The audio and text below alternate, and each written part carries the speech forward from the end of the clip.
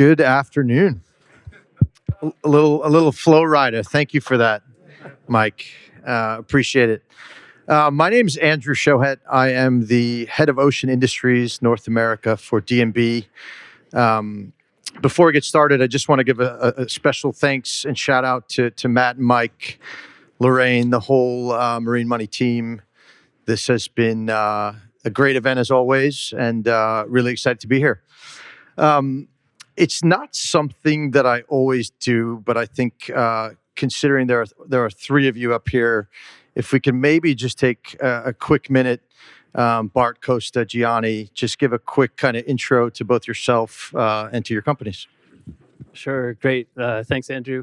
Bart Kelleher, president of Ardmore Shipping Corp., and publicly traded tanker company with a specialized focus on the MR product tanker and coated chemical tanker sector, trading globally and mostly spot exposed. And I think we'll unpack probably our capital allocation and stuff today during the conference. I'm Gianni Del Signore. I'm the CFO of Pangaea Logistics, where I've been since 2010.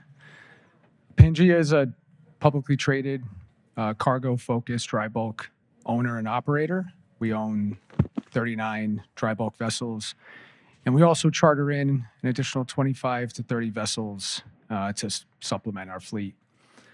In addition, we have port and terminal operations, and we think this integrated platform does give us deeper client relationships, better earnings visibility, and a more stable cash flow profile. Thanks, Andrew, and good afternoon, everyone. My name is Costa Tsoutsoplides. I'm the CFO of MT Maritime, also known as MTM. About myself, I joined the group just a year ago. Prior to that, I spent 15 years at Eagle Bulk. For those of you who are not familiar with MTM, and there might be more than a few of you that are not because we are a private company, we are a privately held ship owner operator focused on the commodity bulk liquids and chemical trades. Additionally, we have exposure to dry bulk through a strategic investment in Pangaea, Gianni's company. We currently own 26 ships, 24 of which are stainless steel chemical tankers, ranging in size from 19,000 deadweight to 33, and 2 MR product tankers. We perform all management service in-house. That's from commercial to technical to crew, both for our own fleet, but also for third-party owners. And we currently technically and/or crew manage over 70 ships. On the commercial side, we maintain a spot-oriented active management trading approach, and basically book most of our business on voyage terms and apply cover via COAs when deemed appropriate. We have over 200 people globally, located out of Singapore, India, the Netherlands, Greece, and here in Connecticut. Lastly, I just want to mention it's been a big year for us here at MTM. There's a big change on the leadership side with the appointment of Hugh Crooks as our new CEO. Hugh is sitting right over there. As most of you probably know, Hugh joins us from Ridgebury Tankers, where he co-ran that and founded that with Bob Burke. MTM has been around for a long, long time. It was founded over 4 decades ago in Singapore, and throughout this time has been able to really evolve and thrive throughout the cycles. And like most of our peers today, we've done well over the past few years, delevered our balance sheet significantly, and sitting on a big cash pile, which we intend to deploy when we deem appropriate. So I'll end there. Thank you. That's great. When I moderated this panel last year, I think it was called the CFO panel. Bart, I guess you're a president now, so your title's a little different, but you were part of that panel. At the time, I think the first question I asked was something with regards to kind of, on the back of kind of the strong market that we had seen in the recent times. And Costa just kind of alluded to this, but there's been a pretty significant kind of transformation of the balance sheets. I think especially from the Ardmore perspective, I want to start in a similar place, and especially having just kind of redeemed the pref shares. Can you talk to us a bit around how Ardmore approaches capital allocation? Yeah, sure. Great question, Andrew. So we continue to take a very dynamic and balanced approach to capital allocation. We've had a plan in place for years and well before the run up in terms of having this prioritization where you always want to be investing in your fleet while at the same time returning capital to shareholders while maintaining low leverage and then having that nimbleness to look at different deals and different acquisition opportunities as they present themselves. And I think if we fast forward a year, that's really what we've executed this past year. And so you brought up, we refinanced our bank debt, came in with SOFR plus 180, so really favorable price capital. We were paying 8.5% on the preferred.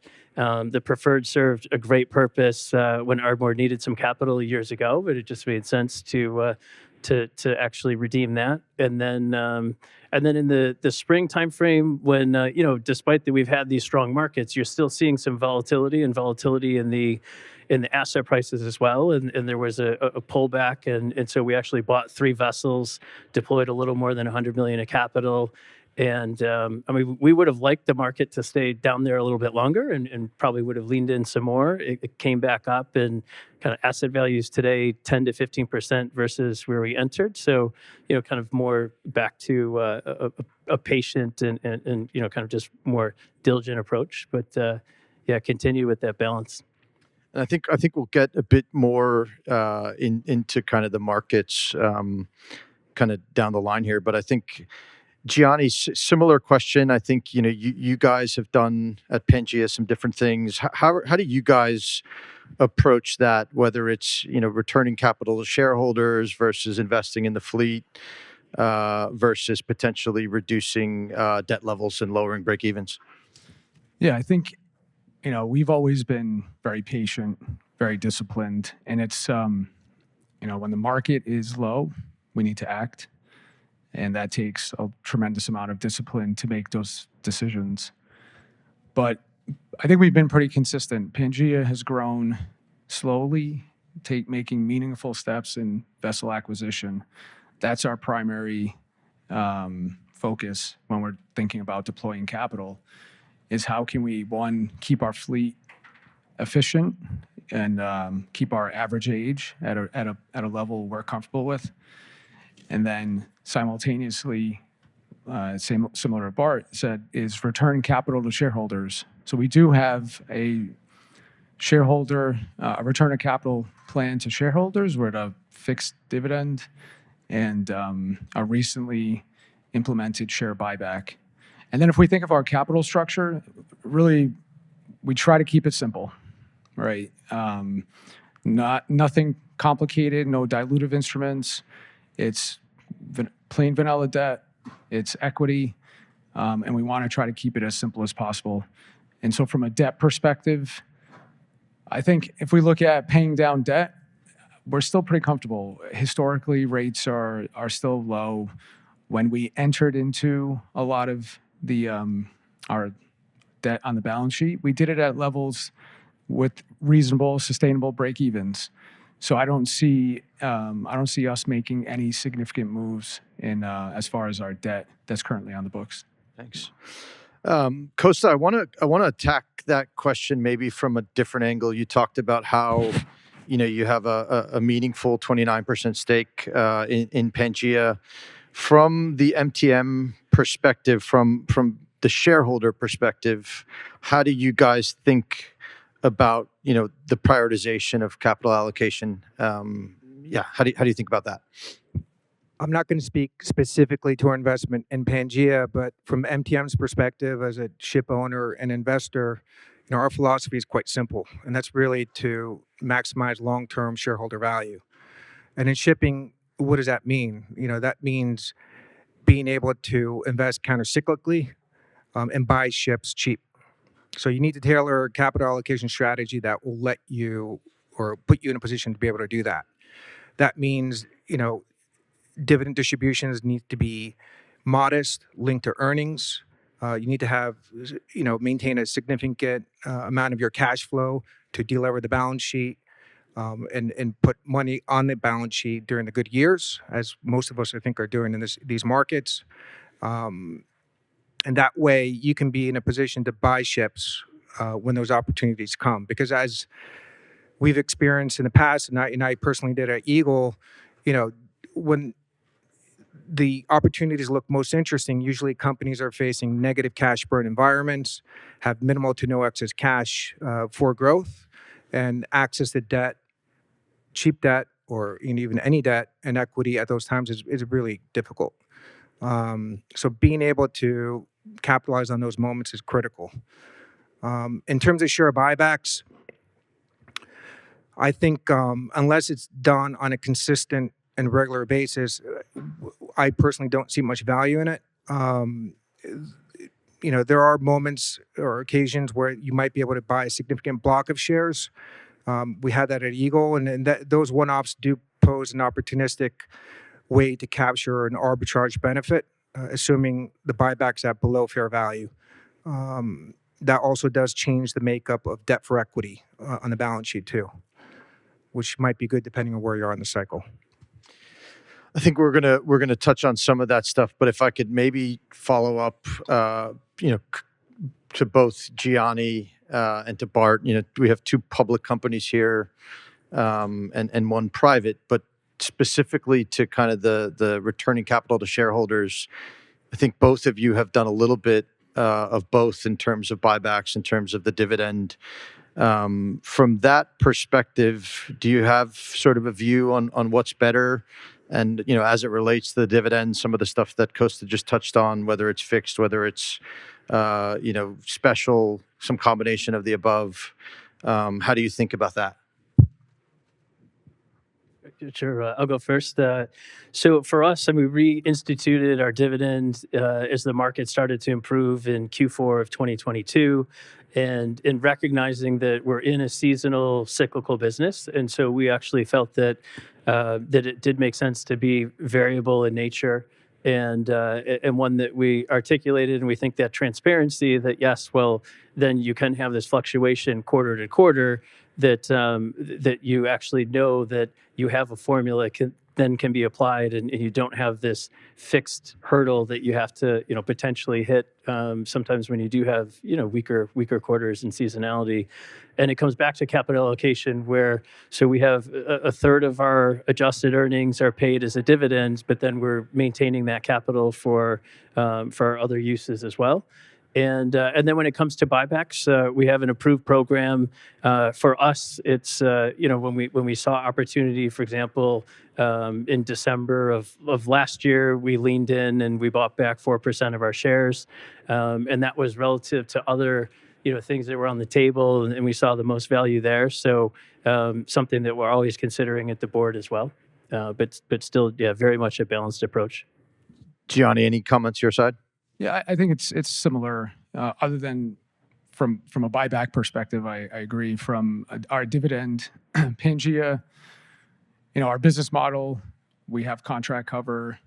We're cargo first, so we do have decent visibility on earnings.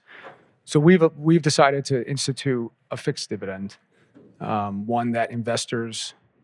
And if I think from an investor perspective and from a tax situation, the investor may view a fixed dividend that they can tax plan for better than a variable or one that is fluctuating. So since our business model and the way we operate lends itself to that type of return on capital model, we've elected to go that route, understanding that dry bulk is volatile and we will pay it through the cycle if we can. And then on a buyback, it's more opportunistic. We're all trading below NAV. That's where I see a special dividend. It's tax efficient to investors. That the investors that want to sell, we can buy shares in the market below NAV. And we think it's complementary to our overall return on shareholder.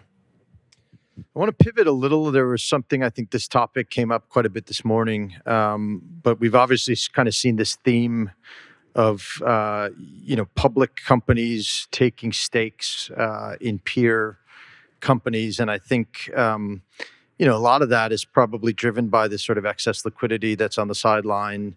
There's probably a common theme in this sort of valuation disconnect that you're just touched on there, Gianni. Bart, that's something you're certainly no stranger to when you look at your top shareholders.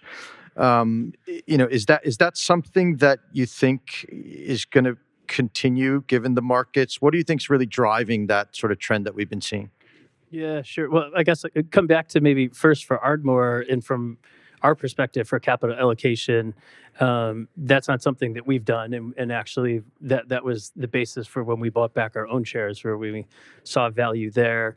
But for us, it's really about if someone's familiar with a market and they want additional exposure, we have strong performance track record, a really low cash break even. And so we can understand that that's going to attract investment. I would say though, like for us, it really is this long-term focus through the cycle. And if you actually see a number of our other shareholders that have continued to expand and build positions, there's a lot that our institutional investors, Boston-based crowd and related, that actually are buying into the capital allocation story as well. And for us, we have regular interaction with all the shareholders, but it really is about just running Ardmore as efficiently as possible and continuing to produce strong results. Costa, I think you guys, of course, did a pretty transformational transaction a year ago. I think, if I recall correctly, it was just prior to you joining. But I think could you maybe just talk a little bit around sort of why that transaction made sense for MTM? Sure. Yes, that's correct. I joined MTM after the deal was announced, but before it closed. So I did help out with closing the transaction in December. As I mentioned before, MTM is really at its core a chemical tanker operator. It got into dry bulk opportunistically, and the investment has been quite profitable. But I think the thinking was that this deal presented an opportunity for us to essentially merge our fleet into a larger, more diversified commercial platform. And over the long term, we think that would likely re-up better returns for us. So that was our thinking.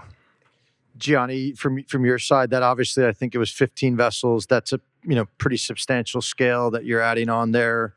A year later, any big kind of reflections on what that's sort of brought to the business?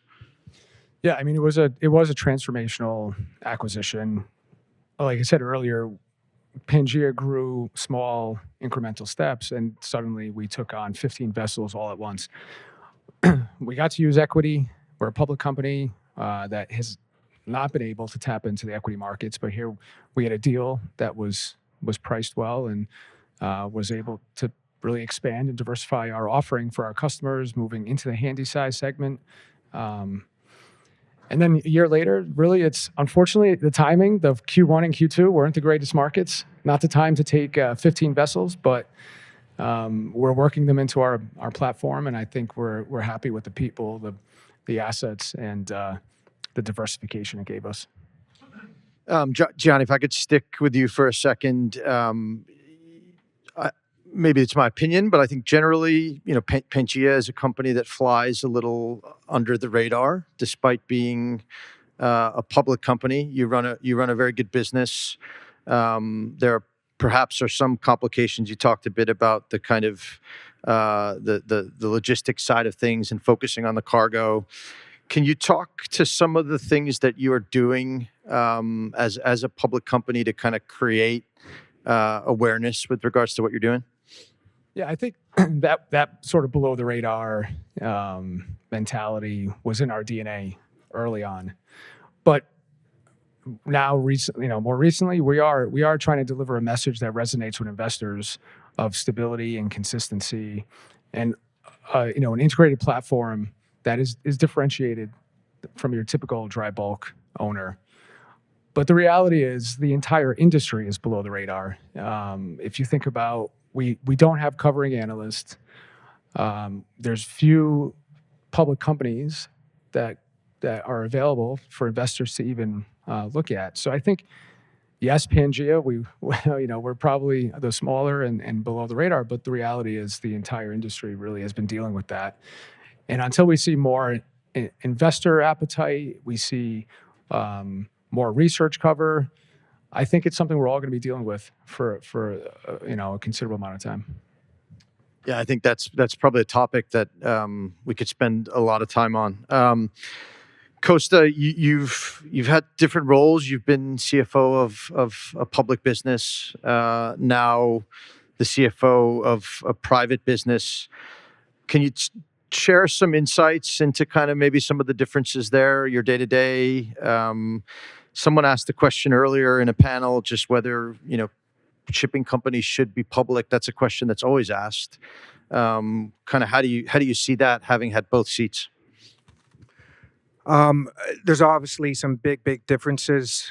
For one, the time and bandwidth that is spent on the public side for the management team dealing with financial external reporting, board prep discussions, debates, and investor relations. It's a big time commitment. That just doesn't exist on the private side, which means on the private side, you do have more time to really focus on the business and think about long-term strategy. That's a plus. I think the other big thing is decision making. A good public company has obviously a corporate structure in place, which has certain decision making channels, and big decisions require board debates, and time for approval. At a company such as ours, it could take 2 minutes to make that type of decision, and that kind of flexibility and nimbleness can be very valuable when the markets are volatile and erratic. You asked about the public versus private. I think the answer depends. There are situations, for example, this past week, Okeanis has been trading at a significant premium to NAV. They were able to print a good amount of equity at a premium to NAV still, even though I think it was down 10%. That shows that there is value in being public. The question is, how often can you do that, and which companies? A lot of companies trade at perpetual discounts to fair value, and for those companies, it may not make sense, especially when you take into consideration the costs that you require to run a public company, which can be meaningful. Yes, certainly an interesting transaction, not something you see too regularly. Going to throw a bit of a jump ball just on the topic of what we've just been discussing, but do you guys think that further consolidation, particularly when it comes to the public space, is good for the industry? Anyone have thoughts on that? I'll start. Consolidation in theory makes a lot of sense, right? You can generate cost synergies, revenue synergies, and I think the Eagle Bulk and Star deal showcases that. Obviously, consolidation means larger companies, larger market caps, which means these companies in theory should be more investable. And in my opinion, that should mean these companies should get a premium valuation. If we look at Starbuck, for example, it's done a very good job at consolidating Eagle, but its shares are not trading at a premium valuation. And to me, that's just not justified. I'm not sure why that is, but that's my take. I disagree a little bit. I think for the industry, consolidation doesn't do anything, right? Because the ships are still there.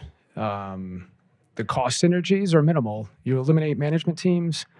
You eliminate maybe a few of repetitive positions across the organization, but cost synergies will be, I think, limited in impact compared to what the revenue synergies you would get, which are none in that scenario. From a capital markets perspective, I agree. But as far as an industry, if we think it's going to drive premiums or it's going to drive a better market, it doesn't. So. But from a capital markets perspective, yes, a larger company should trade better. Yeah, I think just following on Gianni's comments, I think it is important to know that you need enough scale to be able to trade globally. But once that, I mean, you think about like the product tanker sector, incredibly fragmented, further consolidation, you're still a price taker. The average MR owner owns 5 MRs. So on the revenue side, you're really not going to see that, and it's more about how you have your own structure to perform relative to other market players. And then on the cost side, I think you can do really interesting things where you can benefit from scale. I mean, we have a joint venture with Anglo Eastern, the world's largest ship manager, where you really can drive down those costs. And think that being public also gives you a standing with the banks in terms of your transparency and your governance and what you bring to the table to get really favorable financing. So, I think like there's different ways to actually achieve that scale, and it doesn't necessarily have to be pure consolidation.